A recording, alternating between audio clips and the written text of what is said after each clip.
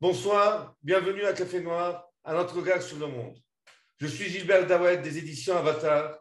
Avant de commencer cette émission, un petit rappel. Pour nous aider à être mieux référencés par YouTube ou Odyssée, si ce n'est déjà fait, abonnez-vous gratuitement avec un simple clic à notre chaîne. Et n'oubliez pas de cliquer sur la cloche des notifications et le pouce levé. Ce soir, avec André Archambault, géopoliticien, spécialiste de l'Amérique du Nord, résident au Canada, et qui a publié chez Avatar Combat pour l'hémisphère Nord, nous avons intitulé notre tour de table Canada, les camionneurs ou les cowboys de la liberté. À la suite d'une tentative de clonage en France, où certains secteurs de la population excédés par le macronisme ont décidé d'organiser pour ce week-end un convoi de la liberté sur Paris, les médias mainstream ont finalement décidé de mentionner le convoi de la liberté des camionneurs canadiens qui secouent depuis 15 jours ce pays de la liberté ordonnée, par ailleurs plus ordonné que libre, et où rien ne se passe, bien entendu au niveau politique et social. Mais comme vous pouvez l'imaginer, la présentation à la va-vite de ce ras-le-bol au début sectoriel des camionneurs canadiens et qui, au fil des jours, s'est transformé en une révolte du peuple contre ces élites mondialisées, n'a été que dédain, mensonge et approximation de la part des journalistes des rédactions parisiennes. Nous allons donc essayer de décrypter pour vous ce qui se passe et pourquoi au Canada. Et nous allons bien entendu voir si ce qui se passe finalement en Amérique du Nord peut être copié en Europe ou ailleurs. Alors André, comme première question, qui sont ces camionneurs? Ces camionneurs sont effectivement des travailleurs qui ont été d'une certaine façon les héros de la période de la pandémie parce qu'on s'est aperçu qu'ils existaient. Avant, ils étaient considérés comme partie prenante de la vie de tous les jours. On ne les remarquait pas, mais ils ont été effectivement ceux qui ont permis à l'économie de survivre, que ce soit pour les mouvements vers les États-Unis ou en provenance des États-Unis, sans parler des mouvements à l'intérieur du Canada. Parce qu'il faut savoir que le Canada est immense, chacune des provinces est immense, plusieurs fois la France. Et pour traverser le Canada d'est en l'ouest, il faut pratiquement faire 6000 kilomètres. Et puis, quand il faut aller dans le nord, il faut monter parfois jusqu'à 2000, 3000 kilomètres. Donc, ces camions, comme il n'y a pas des TGV partout, comme on ne peut pas y aller par paquebot sur le continent, ou par cargo. Il y a les trains, bien sûr, mais les camionneurs représentent une solution importante. Et donc, ce sont des gens qui essentiellement ont gardé un ancien esprit, on pourrait dire nord-américain, qui n'existe plus vraiment en Europe, en ce sens qu'ils sont élevés dans une culture de liberté plutôt que dans une culture de sécurité. Donc, c'est leur profil psychologique, autonome, indépendant, libertaire, et qui ne veulent pas, pour paraphraser certaines phrases utilisées en France, qu'on les emmerde. Alors, effectivement, ils bénéficiaient de certaines exemptions, et puis on en parlera tout à l'heure. Ils ont donc réagi parce qu'ils en avaient marre, mais le problème n'est pas seulement le fait de savoir s'il y a des mesures sanitaires qui sont des brimades, mais de savoir si finalement ils n'en ont pas assez, comme la plupart de la population d'ailleurs, de l'incohérence des décisions qui sont prises. Donc ce sont des Lucky Luke, d'une certaine façon, et qui appartiennent essentiellement à la catégorie de ceux d'en bas et pas de ceux d'en haut. C'est-à-dire ceux d'en haut, comme on pourrait dire, ce sont toutes les élites qui vivent bien du système en pleine transformation, alors que ceux d'en bas, ben, ils souffrent et ils travaillent. C'est une liberté en fait individuelle. Le cowboy dans le Far West. C'est un cliché, c'est vrai, mais c'est quand même un cliché assez exact. C'est une sorte de grenouille différente parce que les populations occidentales ont été mises dans une casserole d'eau tiède et on fait monter la température et elles ne bougent pas. Mais eux, même quand on les met dans la casserole d'eau tiède, ils sortent de la casserole. Donc, ils ont ce réflexe. On ne va pas peut-être le trouver en Europe, on ne va pas le trouver dans d'autres parties du Canada, mais ils sont comme ça. Ça ne veut pas dire qu'ils ont raison sur tout, mais c'est que simplement, ils ont un réflexe humain de vouloir travailler en paix et de ne pas être empêché par des décisions qui viennent de l'absurdistan. Pratiquement, le camion a remplacé le cheval. Peut-être, si c'est une image qui te fait plaisir, mais, mais la réalité, c'est que effectivement, ils sont des gens libres et c'est tout le contraire de ce qu'on dit d'eux d'ailleurs dans les médias, on en parlera tout à l'heure. Voilà un peu pour leur profil psychologique. Voilà, alors maintenant, qu'est-ce qui a déclenché leur ras-le-bol? Alors, je disais tout à l'heure qu'ils étaient les personnes essentiel dans l'économie de l'époque. Au début de la Covid, ils avaient pas mal d'exemptions, mais ce qui a déclenché officiellement, ça a été que le gouvernement canadien fédéral, et d'ailleurs le gouvernement américain aussi, ont décidé, à partir du mois de janvier, ou de février d'ailleurs, selon les uns et les autres, d'étendre les obligations vaccinales pour avoir véritablement un vaccin total, faute de quoi, à chaque voyage, ils allaient se retrouver en quarantaine pendant 15 jours. Donc, comme ils avaient été exemptés pendant 1 an et demi pratiquement de tout, ça les a un petit peu énervés. Mais la réalité, c'est que ce n'est pas seulement ça, parce qu'on peut dire que 90% des routiers ou des camionneurs canadiens sont déjà vaccinés en vrai. Donc, la protestation n'est même pas une protestation de non-vaccinés, c'est une protestation de gens qui en ont assez de toutes les mesures sanitaires en général.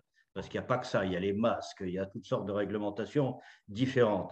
Et donc, ça a très vite, comment dirais-je, pris de l'ampleur. Le mouvement est parti de Vancouver d'abord, et ensuite il s'est étendu par les provinces des prairies, les provinces centrales, pour arriver à Ottawa. Et tout en avançant, ça a rallié des grappes de gens qui n'avaient plus rien à voir avec le problème spécifique des camionneurs, mais plutôt le problème spécifique ou plus général de la gestion de la crise pandémique et de la gestion du pays. Donc, est-ce que cette révolte a fait tache d'huile? Oui, alors elle a fait tache d'huile parce que, comme je venais de le dire à l'instant, c'est plus une question des anti-vaccins, c'est une question des anti-surréalismes réglementaires. Mais il y a eu du coup les fermiers. Il y a eu donc toutes les manifestations de tracteurs qui ont débarqué à Ottawa pour aussi faire le siège, entre guillemets, du Parlement et du gouvernement. Donc ça s'est élargi comme ça. Il y a eu aussi sur leur passage, parce que quand on passe au Canada sur les réseaux routiers ou dans les villes, on rentre très souvent dans des réserves indiennes, même sans le savoir, parce que c'est un pays qui a quand même historiquement aussi des territoires invisibles ou peu connus qui sont les réserves indiennes. Et ils ont aussi agrégé parfois un certain nombre d'éléments arborigènes, comme on dit au Canada, qui sont donc les populations autochtones. Ça n'a pas été d'ailleurs goûté de tout le monde, puisqu'il a fallu faire intervenir ensuite les confédérations de tribus pour demander d'arrêter de coopérer avec les camionneurs. Je dirais que la tache d'huile ensuite a aussi œuvré sur les États-Unis, puisque comme c'est nord-sud, il y a eu aussi des camionneurs américains qui sont venus là-dessus, se rallier à ça, ou les médias américains sont ralliés. Enfin, il y a eu tout un mouvement d'entraînement qui était totalement inattendu, parce que ce n'était pas juste une petite jacquerie de petits égoïstes non vaccinés, mais plutôt de gens qui voulaient effectivement demander au gouvernement de réfléchir vraiment à refaire ses devoirs sur la politique sanitaire. La tache d'huile est réelle. Si les États-Unis réagissent comme ça et si les États démocrates réagissent comme ça et se dissocient de l'administration Biden, c'est bien qu'ils voient l'impact électoral que ça peut avoir chez eux, parce que ce mouvement, finalement, a créé un choc parce que les Canadiens n'ont pas l'habitude d'être perçus comme des gens activistes. C'est des gens qui sont calmes, tranquilles, gentils, polis. Ce n'est pas du tout des forcenés comme on peut en trouver aux États-Unis. Et donc, beaucoup d'Américains ou beaucoup de gouverneurs américains disent si c'est comme ça que ça évolue au Canada, ça va encore faire tache d'huile beaucoup plus au sud chez nous. Donc ça, c'est un effet aussi très intéressant qui montre que parfois un ras-le-bol qui vient d'un pays paisible et qui rassemble des tas de gens dans leur camion avec femmes, enfants, familles, qui font des fêtes et des feux de camp tout autour du trajet, finalement peuvent créer des mouvements à conséquences plus larges. En fait, à part l'exception québécoise à propos de l'indépendance du Québec, le Canada, en fait, n'a pas d'opposition de rupture. En fait, si tu veux, le Canada, c'est un pays presque aussi grand que la Russie, une population très faible, de grandes richesses naturelles, mais c'est un pays très difficile à unifier finalement parce que tu as plusieurs Canadas. Tu as la côte Pacifique, c'est comme la Californie, comme Seattle. C'est très woke, woke, woke, woke. Tu as ensuite toute la partie centrale, donc toutes les provinces dites de l'Ouest et des prairies, qui, elles, sont effectivement des provinces agricoles ou pétrolières qui sont de culture très indépendante. Ils sont anti-État central déjà pour commencer. Et historiquement, ça a toujours été comme ça. Il y avait des mouvements politiques anglophones qui étaient assez hostiles au pouvoir de l'État central. Ils étaient très hostiles d'ailleurs au père de Trudeau lorsqu'il était Premier ministre. Ensuite, le Québec, qui est à la recherche d'une cause, puisqu'effectivement, l'indépendance n'est plus envisagée du tout comme une hypothèse sérieuse. Et puis, tu as les provinces maritimes vers l'Atlantique, qui sont des provinces qui sommeillent tranquillement, qui sont bien gentilles, qui sont des sortes d'Irlande ou d'Écosse. Donc il y a plusieurs poches culturelles. Le seul jeu politique canadien, ça a été quoi sur une centaine d'années? Les libéraux ont été le parti pratiquement unique, le parti de Trudeau, donc depuis 100 ans, et les libéraux ont utilisé les Canadiens français et les Québécois pour essayer de démanteler toutes les traditions britanniques du Canada. Et puis ensuite, ils ont utilisé la transsectionnalité et les minorités raciales immigrantes pour compenser par le multiculturalisme l'esprit canadien-français et l'esprit québécois de tradition souveraine. Une fois que ça a été atteint, effectivement, il n'y a pas de vrai mouvement politique. Il y avait eu un conservateur avant Trudeau qui était Stephen Harper, qui lui s'était aligné sur George Bush. Il a fait de gros efforts. Il avait réussi à faire des voix au Québec, d'ailleurs, mais Trudeau a repris. Et je rappelle que Trudeau, c'est un gouvernement minoritaire. C'est son deuxième gouvernement minoritaire. Et entre parenthèses, là, dans cette fois-ci, il a fait moins de voix que les conservateurs. Alors pourquoi il est au gouvernement? Parce qu'il a eu un petit peu plus de députés. Et surtout, c'est que les voix des conservateurs viennent essentiellement des provinces de l'Ouest, très peu au Québec, un peu dans les provinces maritimes, mais ça ne produit pas toujours nécessairement le nombre de députés qu'il faut parce que c'est mal réparti, alors que le Parti libéral est bien réparti sur tout le pays. Mais ça peut avoir des conséquences sur les réactions de Trudeau. Il faudrait préciser maintenant, je pense, à nos auditeurs que le Canada a le privilège d'être un des pays les plus stricts au niveau des mesures sanitaires.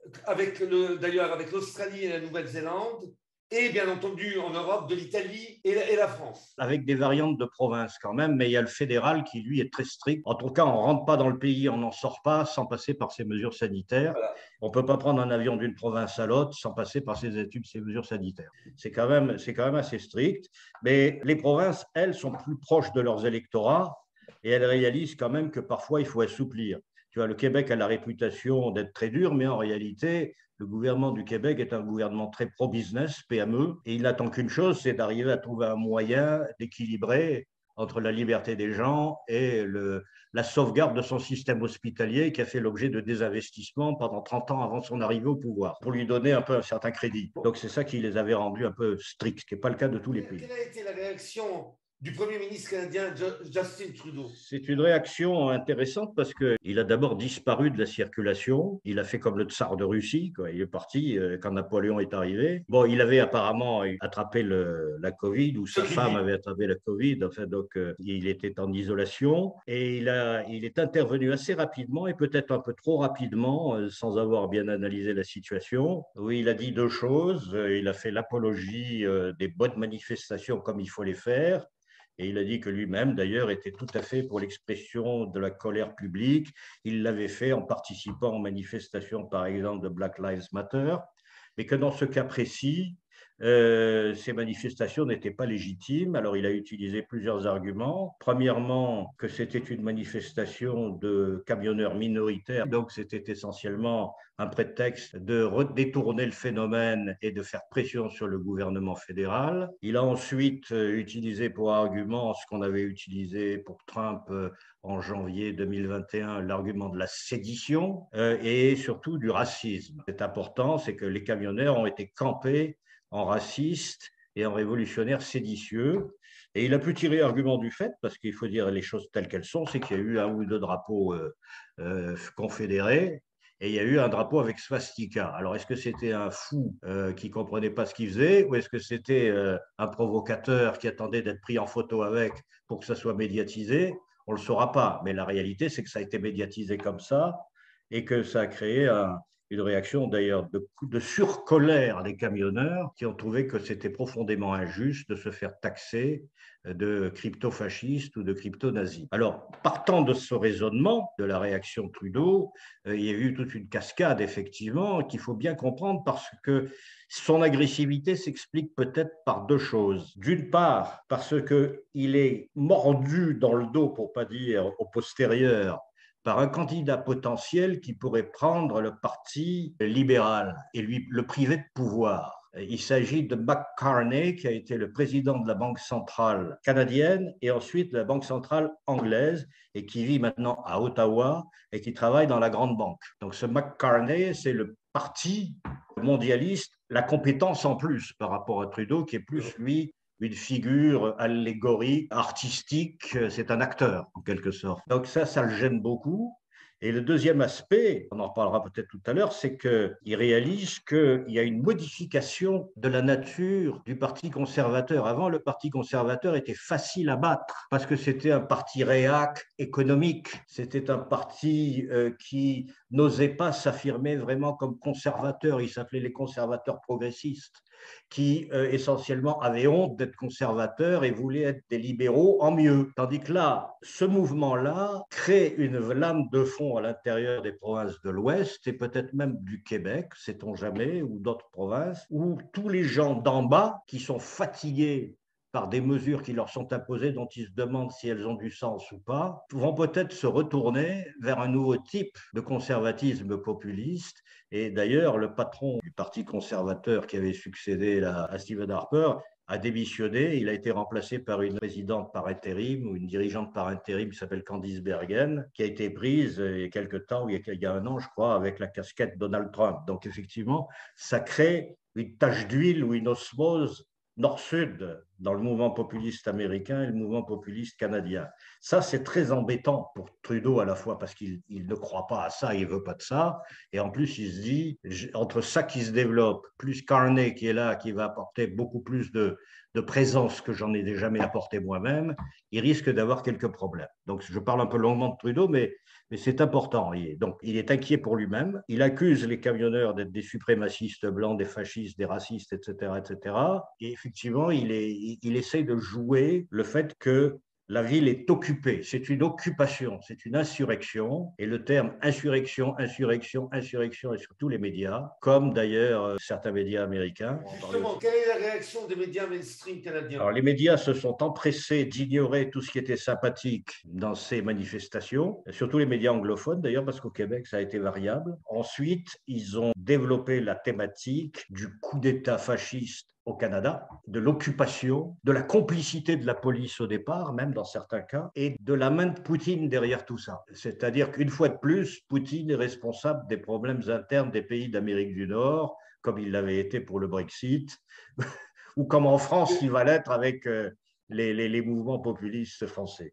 Donc, ça a été assez bien fait et assez efficace. Ça a rendu fou furieux les camionneurs et ça a eu effectivement un certain nombre de conséquences, on peut le dire, sur la poursuite et l'évolution de la crise. Mais finalement, André, cette occupation d'Ottawa dure depuis une dizaine de jours. Que font les autorités fédérales, locales et la police? Alors, je disais tout à l'heure que la police, en réalité, au début, les policiers de base les ont laissés rentrer parce qu'il y a une tolérance aux manifestations au Canada qui est extraordinaire. Hein. Il y a eu quelques années, il y a un type qui était rentré au Parlement et qui a tiré sur des députés. Donc, c'est un pays qui est absolument ouvert, c'est un pays gentil.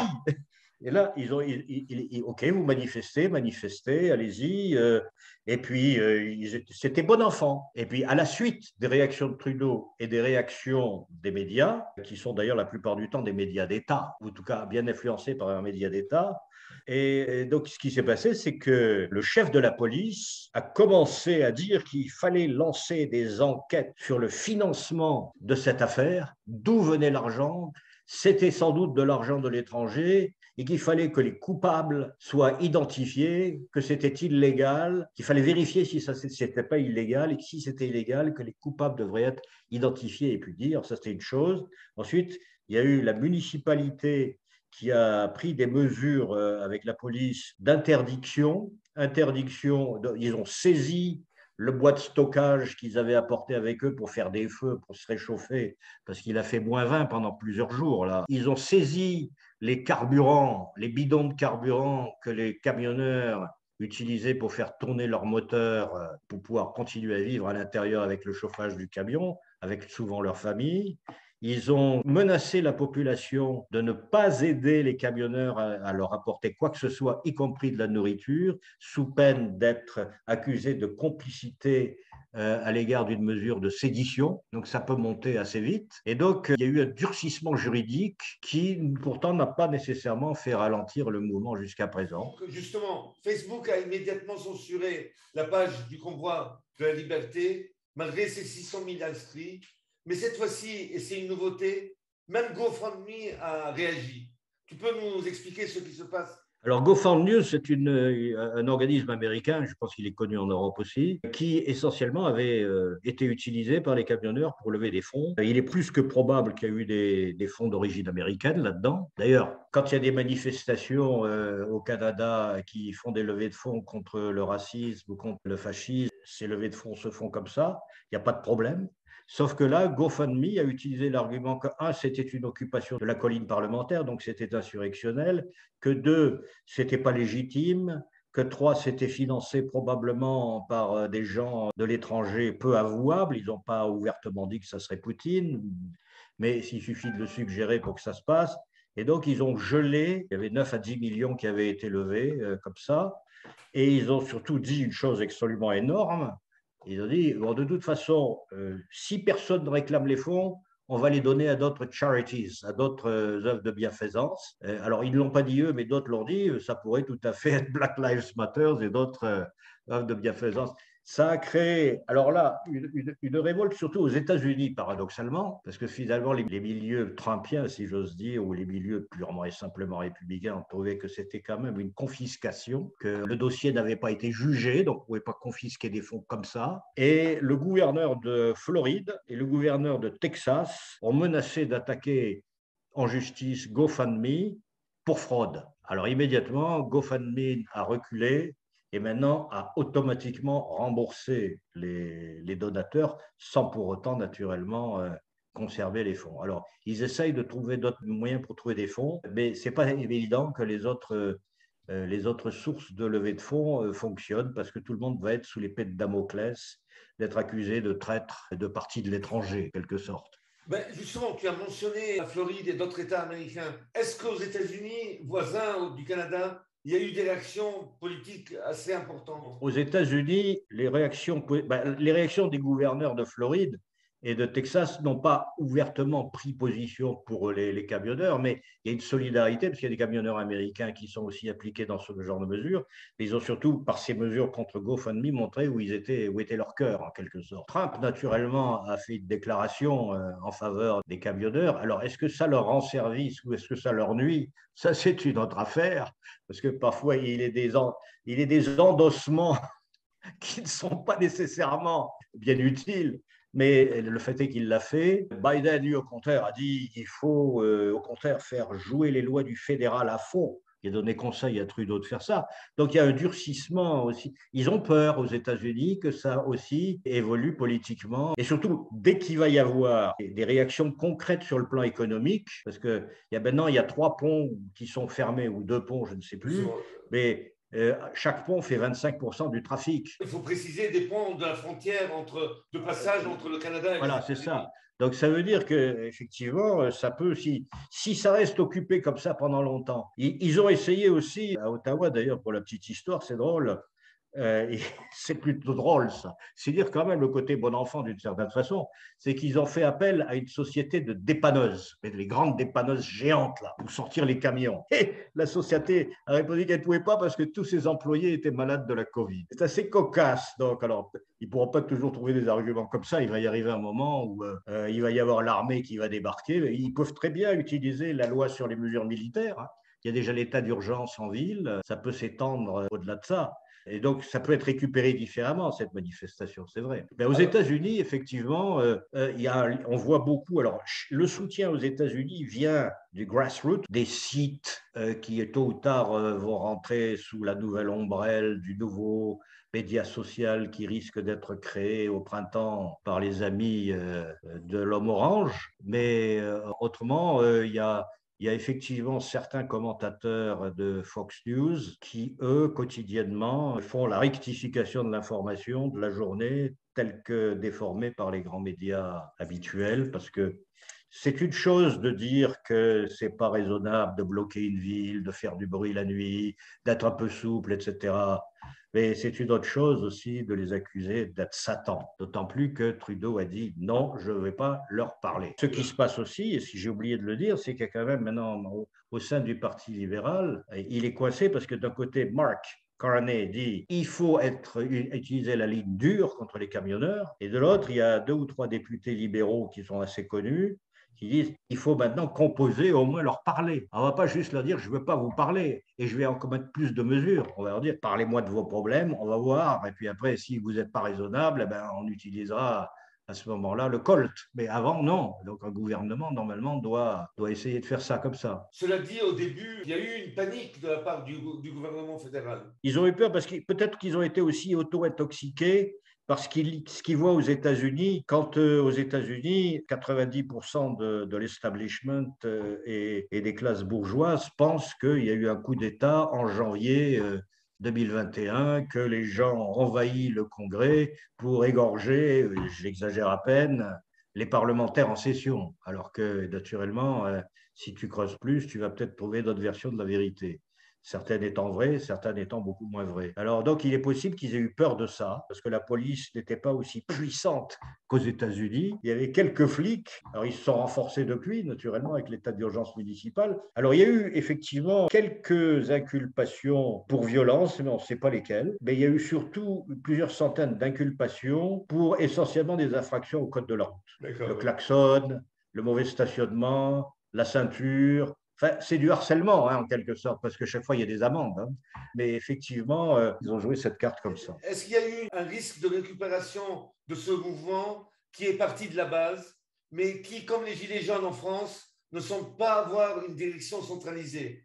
En d'autres termes, des chefs reconnus avec une vision et des objectifs bien définis sur le long terme.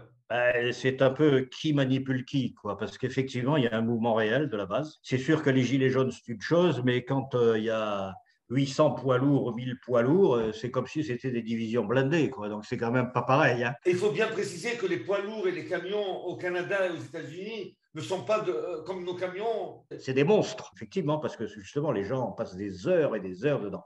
À mon avis, il y a une logique globale. Rien n'est jamais fait par hasard. Quand on réagit comme ça 24 heures après en utilisant le même argument qu'ont utilisé les démocrates ou les républicains à la George Bush aux États-Unis après les manifestations devant le Capitole en janvier 2021, donc c'est les mêmes argumentaires pratiquement point par point, il est certain qu'on veut créer une histoire aujourd'hui. C'est pour ça que c'est dangereux, parce qu'on ne sait pas les conséquences géopolitiques que ça va avoir.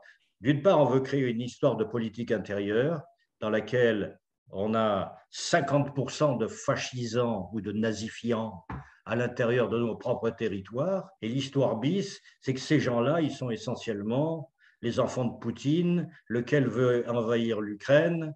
Et le président Xi lui-même n'est pas loin derrière, parce que le président Xi, c'est Adolf Hitler avant les Jeux Olympiques de Berlin. Et là, je cite Soros, qui, dans une causerie récente, a expliqué combien il était préoccupé de voir effectivement une certaine fascisation du monde et un durcissement de la Chine qui lui rappelait beaucoup l'Allemagne de l'avant-guerre. Donc, ce n'est pas neutre, ces commentaires-là. Et d'ailleurs, dans cette interview, il critique de façon assez acérée les GAFAM. Donc, il semble qu'il y ait une espèce de split, de cassure entre deux formes de capitalisme, le financier et le biotechnétronique. Celui qui est riche, certes, mais le biotechnétronique est encore beaucoup plus riche. Donc cette narration, il y a un danger des États de l'axe du mal fascisant, la Russie, la Chine, qui financent directement ou indirectement les révolutions populistes, va pouvoir permettre peut-être soit des mesures d'urgence avant les élections qu'il va y avoir aux États-Unis, qu'il va y avoir en France, qu'il va y avoir dans d'autres pays du monde, et va peut-être permettre aussi de créer, justement, dans le cadre de ces mesures d'urgence, des gouvernements d'unité nationale ou de salut public. Et on peut tout à fait imaginer qu'aux États-Unis, on ait un gouvernement qui se forme autour de l'establishment du complexe militaro-industriel démocrate et républicain, qui aurait l'allure d'un gouvernement bipartisan, puis qui serait là pour donner un bon tour de vis en politique intérieure pour que plus jamais l'oligarchie, ce qu'ils appellent our democracy, ça veut dire notre oligarchie, soit mise en danger et que plus jamais les puissances étrangères qui ne veulent pas adhérer à notre démocratie, notre oligarchie, à ce moment-là, soient elles aussi ostracisées. Il y a une lutte de fond entre deux plaques tectoniques qui s'affrontent géopolitiquement et qui peuvent puiser de l'énergie pour les uns comme pour les autres avec les camionneurs. Ça peut puiser de l'énergie pour les populistes, mais ça peut aussi puiser de l'énergie pour ceux qui veulent créer de la répression supplémentaire. C'est ta parole de la fin, André. Bah écoute, je crois que la parole de la fin, c'est que justement, quand on ne voit pas le problème globalement, on ne comprend rien. Et fondamentalement, le mot de la fin, c'est qu'il faut peut-être que politiquement, on arrête de tomber dans le piège de la lutte des religions et de la lutte des races pour se rendre compte que quand on voit ceux d'en haut et ceux d'en bas, qu'on est finalement dans une nouvelle lutte des classes, plus moderne, plus technologique, plus puissante. Et une lutte des classes où ceux qui tiennent le haut du pavé sont aussi les détenteurs du monopole sur la morale pour écraser les autres. Donc ça, si on ne comprend pas ça, on ne comprend rien. Donc il ne faut peut-être pas se perdre politiquement dans des erreurs. En d'autres termes, les perdants de la mondialisation et les gagnants de la Oui, mondialisation. mais les gagnants et les perdants. Alors, il y aura toujours une mondialisation. Je pense que toi et moi, on sait très bien que le monde, au Moyen-Âge, le monde était mondial. Sous l'Empire romain, c'était mondial. C'est l'ordre mondial qui compte, c'est pas le monde lui-même. Il y a différents types d'ordres mondiaux. Donc, il y a des ordres mondiaux proches de l'harmonie naturelle et d'autres qui sont totalement dans l'abstraction. Bon, alors, écoute, André, alors c'est la fin de cette émission. Merci, André, et merci à nos spectateurs qui nous ont suivis. À nouveau, si ce n'est déjà fait, abonnez-vous gratuitement avec un simple clic à notre chaîne YouTube ou Odyssée. Et je vous donne rendez-vous à notre prochain Café Noir. Merci, bonne soirée.